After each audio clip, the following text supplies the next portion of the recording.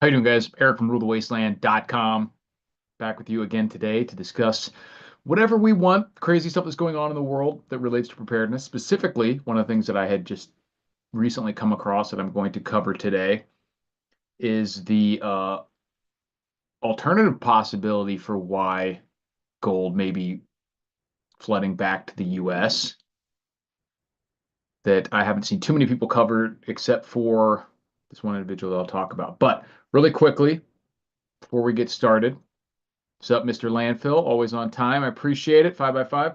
We'll go over. I haven't yet showed you guys what the prizes are going to be for the. I don't know if there is everyone yet. There's just okay. There's 5 or 6 people here, so hopefully everyone is doing well.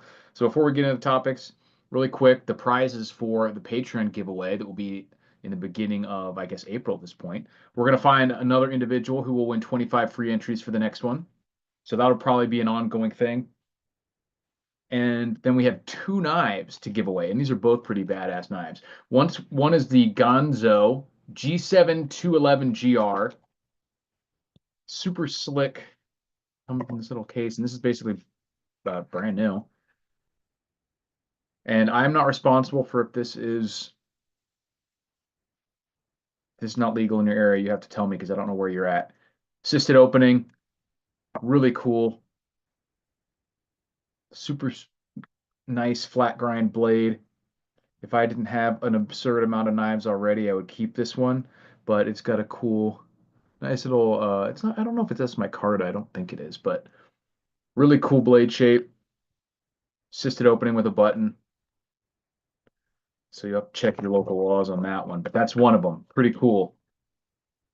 And that's a Patreon giveaway for anyone who's in the paid Patreon tier. Drawing is at the beginning of April. And then the next one we have is more of a bushcraft out survival type knife, and it's a Kudaman.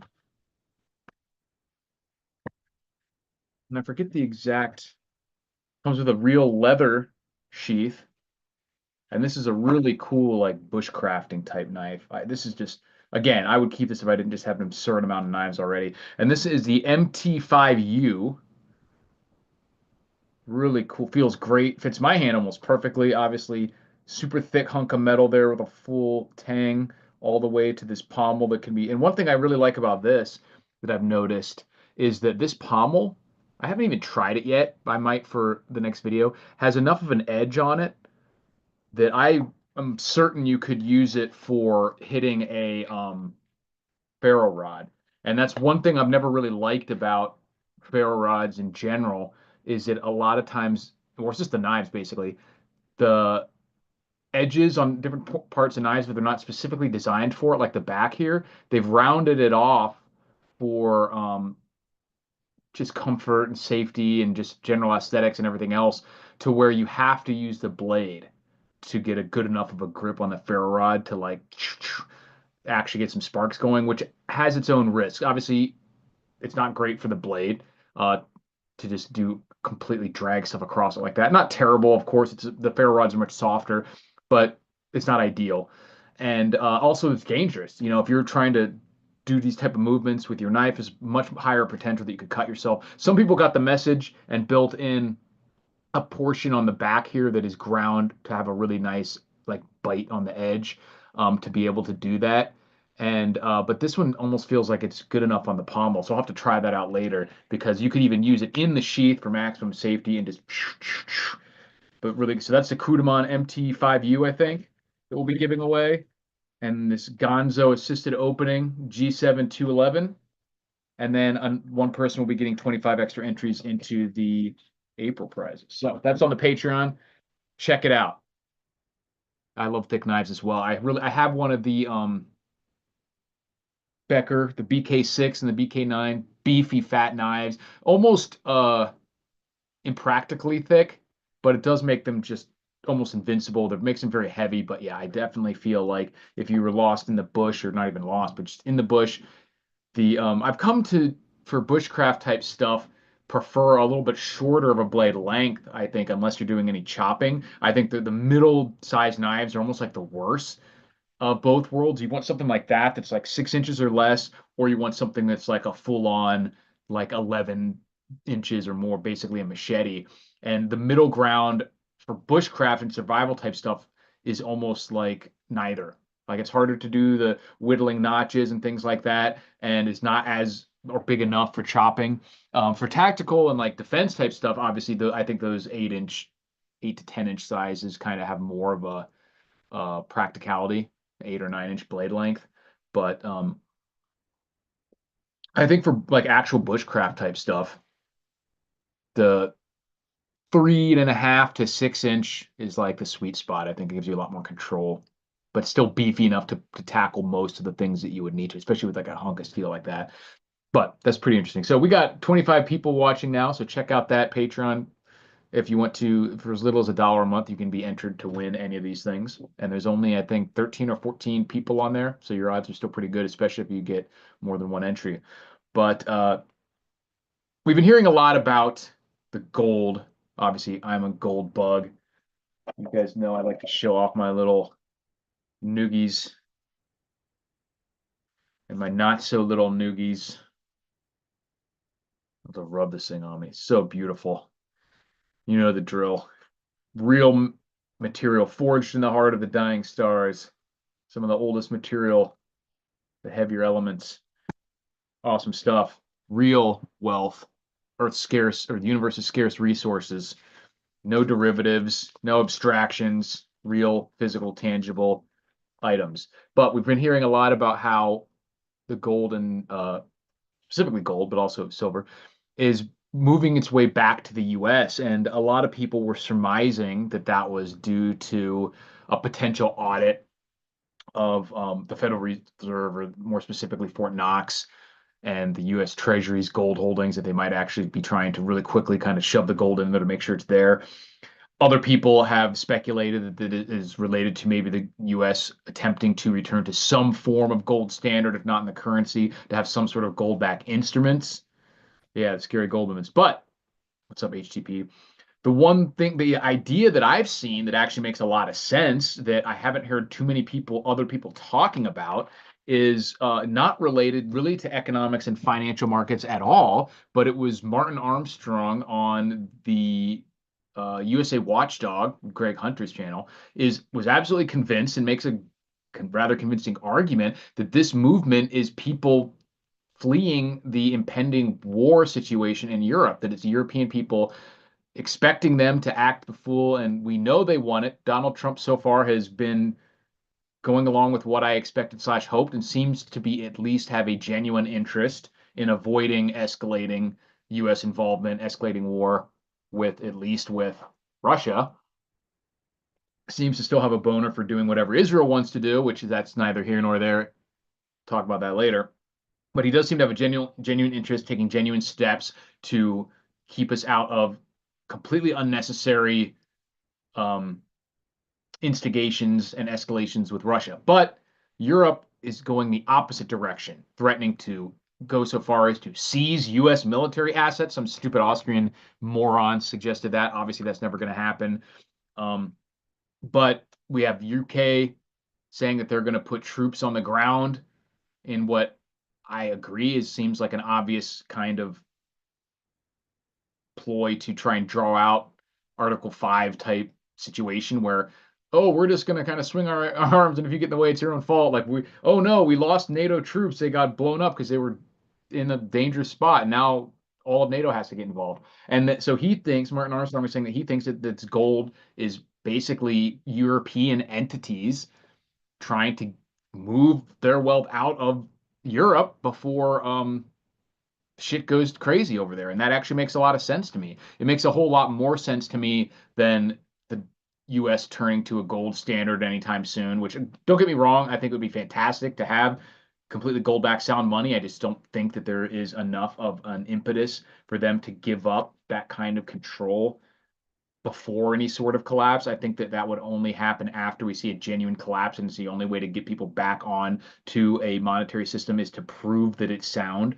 And until they're absolutely forced to do that, they're not going to give up that amount of control and manipulation that they have.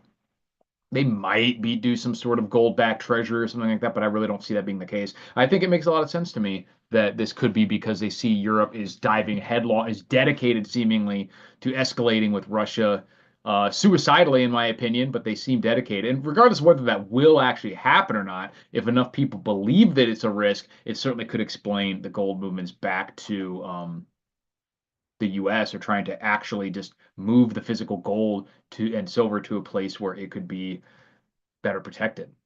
Mateo says $5,000. What do I buy? 50-gram gold bar, 100-gram platinum bar for 3,400, or silver coins. What should I get? I mean, that's up to you. It depends on. I think a lot of times, um, if you don't have anything yet, silver makes a lot of sense.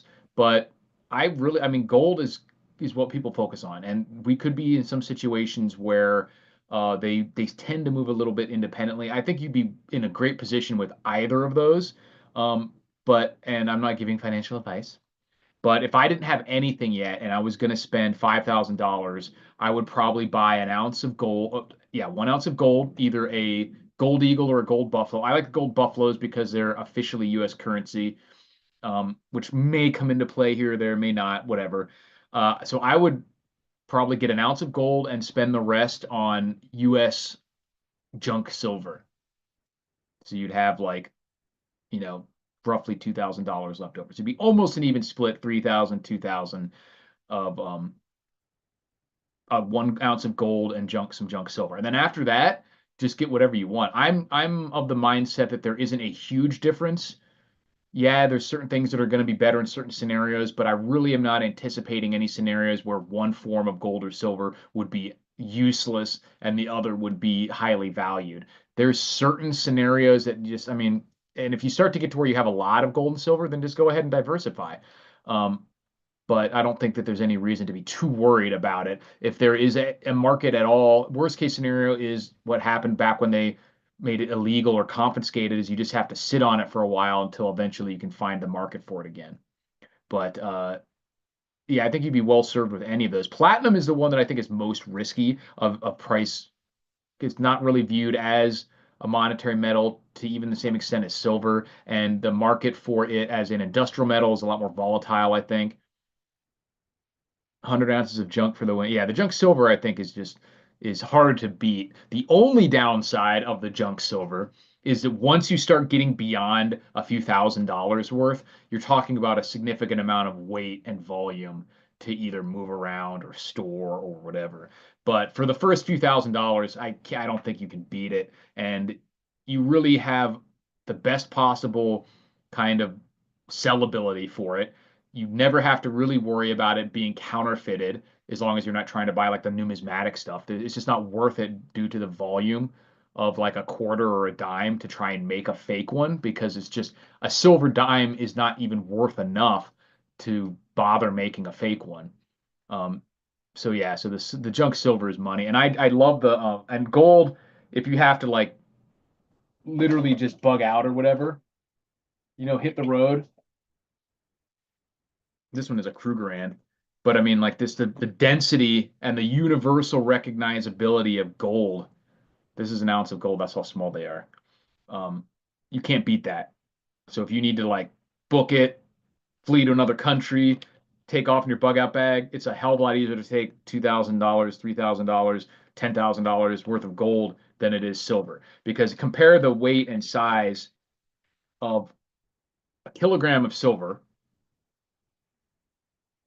versus an ounce, and just the actual relative values of those. So it's a lot heavier, a lot more chore to shove that in your cargo pocket when you're hiking down, humping on the road with your bug out bag. And I've done some ruck marches with some MRE breads and entrees in my cargo pocket, and that shit will start to wear a hole in your leg pretty quick. Let alone the a big bar of silver. Yeah, bribing border guards, that sort of stuff is a huge deal, I think, in like extreme scenarios. And if it's not extreme scenario, then any of the forms are going to be okay anyway. But I've mentioned before on in the book, surviving the killing field, survival in the killing fields, where the guy tells a story about living through the genocide of the Cambodians in the Khmer Rouge. That's literally the only reason he was able to escape, is because even throughout all his times in these horrible, basically concentration camp type villages, and even the actual prisons and stuff, he managed to hide a couple ounces of gold that were in like little bars like this, sewn into the waistband of his rowdy old trousers, and it allowed them to bribe the Thailand border guards and escape. What's up, South Florida? Soybeans and lead will be the new currency. Soybeans? We don't cotton nose soy boys over here. I think a much better and more easily storable thing would be like true yams, some bulbils of yams. Those store a lot better, and they're a much better food source than soybeans. Um, Potatoes in general are one of the what I recommend as being like the best survival crop, just in terms of how easy they are to grow in most places, how much calories you get per acre or per square foot, whatever, and storability of a tuber. And some of these true yams, like if you sweet potatoes and such aren't actually true yams, but the true yams, and go check out David the Good's channel, just search yams and he talks about all of these. They can actually sometimes grow into like these 20, 30 pound yams and just stay as a live plant under the ground for multiple years, like the Discoria species, I think is what they're called. So it's actually, you can store them in the ground as a live plant for multiple years. And there's just certain time of year where you would have to harvest them because they shrink and swell based on storing food for basically for the winter hibernating, like bears. So, but instead of trying to store a bunch of stack of potatoes in a shed or something like that, you could just leave the plants there in the ground, and every year that tuber will get slightly bigger. You can harvest them when you need to, and even pulled out of the ground, sitting in a shelf or a wine cellar or something like that, it stores a lot better than certainly any other fruit or vegetable, really, unless you dehydrate it or can it or anything else like that. Donna says one of my garden beds is all potatoes. Yeah, I think it's just huge because I mean it's great to have a lot of other vegetables for flavor, for vitamins, for fiber, all the other nutritional minor nutritional elements. But when it comes to just calories, fruits, grains, and starches are really the only place you'll get any serious calories. And fruits are harder to store. They're really easy to grow if you have indigenous trees in your area, or even vines like raspberries. Like fruits are so easy to grow. You just plant the tree and you can get hundreds of pounds of fruit every year if it's something that grows naturally in your area. But it's hard to store. You have to either dehydrate it, freeze dry it, or can it basically. Um, Tubers like the starches, like rice and potatoes and stuff like that are fantastic. Rice is really hard to grow and harvest and process. Same with grains like wheat and corn. It takes a lot of area, it takes a lot of work to harvest it and process it, comparatively speaking, to potatoes, which you literally just pop them up out of the ground, ready to go. So I've always been a huge fan of potatoes as a any sort of preparedness or homesteading crop because and also like anything fruit and nut trees, but like I said, nuts are probably another good one that is one of those that fits in there pretty nicely because if you have a nut tree that's more or less indigenous to your area, meaning you don't have to use a lot of fertilizers or special types of techniques to get it to grow and produce in your area, you'll get a huge yield yearly without having to do much. And nuts will store better than fruits. And you can actually use most types of nuts to create various types of oil, which is something that would be very hard to get in most shit the fan scenarios because you can't even really store it. You would have to, I mean, you can store the quote unquote vegetable oils, or what we now know is seed oils, which are really not great. I don't like them at all. They do store the best compared to real oils like olive oil and coconut oil and avocado oil and actual tallow and things like that. But yeah, it's hard to really truly long term store oils. So having some kind of nut tree to where you could literally just press your own oil out of some walnuts or pecans or anything, really, you can make some usable oil out of it would be pretty nice. Grant says, I know of two large gold seam deposits. I found them myself and keep them secret to myself, easily accessible. Well, shit. That's pretty cool. If you know, I try to buy that property if you don't already have it. Pull that gold out of the ground. But yeah, let me know what you guys think if you think that the war, fleeing potential war in Europe is could explain at least partially the gold movements from Europe to the US to New York, what we're seeing. Um, and what do you think the chances are of them escalating it without US involvement? They definitely seem dedicated to doing it and wanting it to happen in terms of us escalating with Russia. But I really don't know if they have, if we truly the U.S. meaning U.S. If we truly decide to back out and not support them financially or militarily, I don't even know if they're currently coordinated enough to really do anything significant. And if they do, it would probably be something really stupid like throwing some troops into the meat grinder specifically to purposefully have them die just to try and instigate a greater conflict with NATO, which now the US legally can't just leave NATO without it can no longer be, strictly speaking, an executive uh, office decision. During the Biden administration, they actually passed a law that now requires, I think, a supermajority of Congress, like 60% or something, to officially leave, for the U.S. to officially leave NATO. Now, that doesn't mean that we are required to do much of anything else, but it does mean that officially leaving NATO is probably not going to happen. Um, Now, the Article 5 thing that everyone talks about, like, there is no enforcement arm for NATO, and there is no actual anything in NATO that specifically requires you to do anything. And the wording is such that you could use a lot of loopholes to really not do anything at all. So it's not truly binding, Article 5, in the sense that a lot of people talk about it. Like if Russia blew up something in the UK, that we would automatically have to go to, the US would have to go to full on war with Russia. It's just not really the case because even if people, if everyone in Europe thought that was the case and we don't do it, what happens? Like nobody can enforce that against us. You know what I mean? And even if you said, okay, we're going to get involved and you just give them a little money or something, and say, well, that qualifies for our support of Article 5 because we came to their aid and that's really all it says, you know. So it would be pretty easy to get around that while technically fulfilling the letter of the law, probably. But yeah, I think leaving NATO specifically, or officially anyways, is not going to happen. But we could do a lot of other stuff. I think we can and should pull a lot of troops out of a lot of these countries like Germany, even Japan, a bunch of other places, but certainly Europe, because if they're going to purposely instigate conflict with Russia, knowing that they can't do shit without us, that's pretty obscene. And like we pointed out before in the last live stream, Europe or the US is 70% of NATO, basically, when it comes to all the money that everyone's spending on their own militaries in NATO countries.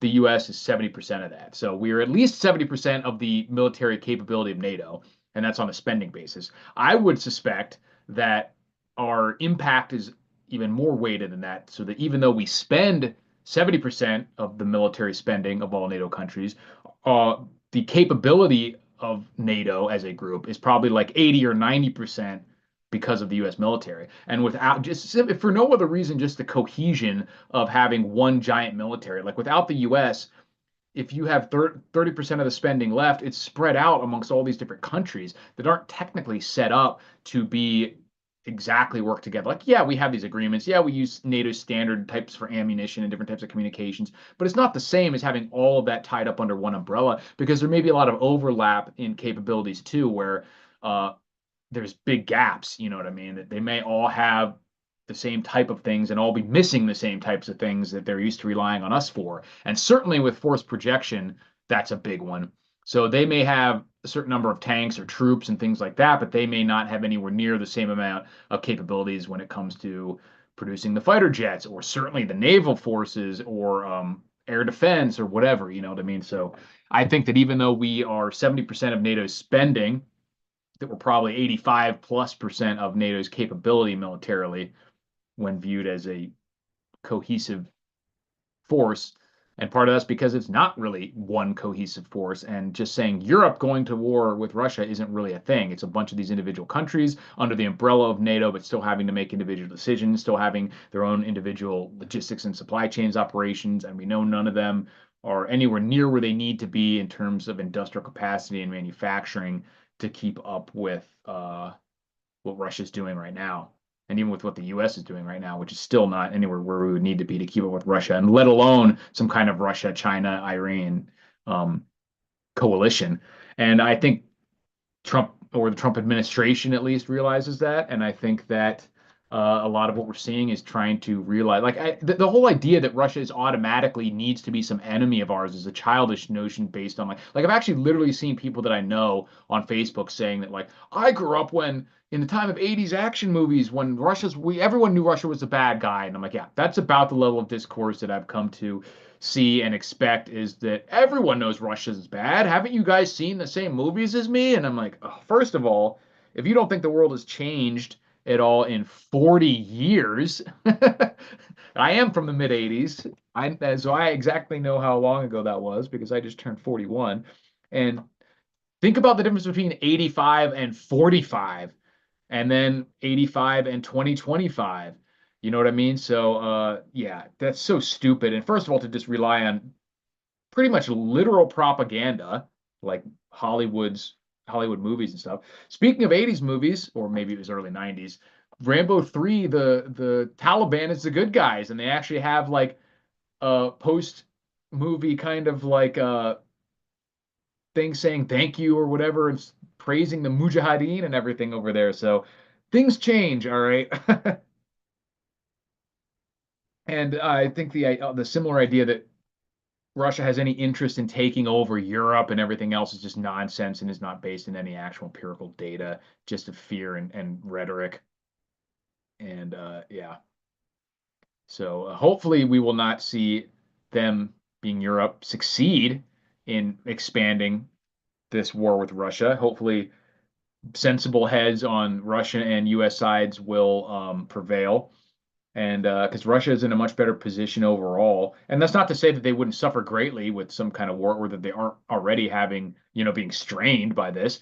But the amount of basically the military that they've already defeated in Ukraine, the initial Ukrainian military, plus the hundreds of billions of dollars in money and material and everything that made it there, maybe the 100 billion after the theft, you account for the theft, but all the tanks and the missiles and everything that we sent over there is already more than everything NATO Europe could field, and they've already defeated it.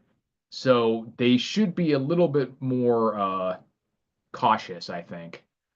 Um, and Russia still never really fielded its full military capacity, even not considering nukes. But certainly when you consider nukes, it just gets really ugly. All right, so let me know what else we got going on, preparedness related, that we can talk about. Everything I am seeing, regardless of why the goal is moving over, is I still expect a very high possibility of bad things happening in the stock market and good things happening in terms of price anyways for gold and silver. But I really wish I had some more time to stack up some more, because we're seeing more and more people talk about gold. We're seeing more and more people talk about um, issues with the stock market and potentially recession, all that stuff. So I definitely think that we're going to see more and more of that coming. Um, but there is a chance too, and this is why you should always, never really put all your eggs in one basket, is that if we do see, before we ever get to some of these major problems in the US, um, Europe does break out basically into more war directly with Europe, then that could, in relative terms, strengthen the dollar as the euro basically collapses and everyone floods to the safety of other currencies. Now, that wouldn't necessarily automatically make the US stock market do better, especially if there's a really like risk off type environment where people are worried about volatility, but it could just change things, or at least slow things down in terms of how the US currency at least is going to eventually die. But weird times, that's for sure. And that's why no matter what happens, I think being in real assets, being generally have general preparedness stuff is what's gonna matter the most. So what do you got? I'll take I really don't have much else on my list of things to cover. So if you guys don't have any topics, I will probably call it in a few minutes. But let me know what you guys think about all this, and if you have anything else that you want to cover in the next few minutes. Otherwise, I will, like I said, for those of you who weren't showed up at the beginning of this, I'll go over the prizes once again for the Patreon drawing for next month. We got this Gonzo G7 really cool, brand new assisted opening knife with a cool flat grind, really sleek design. And then we got this Kudaman survival outdoor bushcraft knife with a leather sheath, also brand new. Nice beefy full tang, great little bushcrafting knife. So those will be the prizes to give away next in the Patreon. So you guys got any other topics you want to cover really quick? Otherwise, I gotta get take care of some errands. But I appreciate you guys checking it. Yeah, that blade is nice. Both of those I really like, but especially the survival knife. It's good stuff. So any other quick topics you guys want to cover, let me know. Otherwise, I will probably call it a day, and I appreciate it. Um, yeah, cool. Thanks for watching, guys. I will talk to you soon, and stay safe.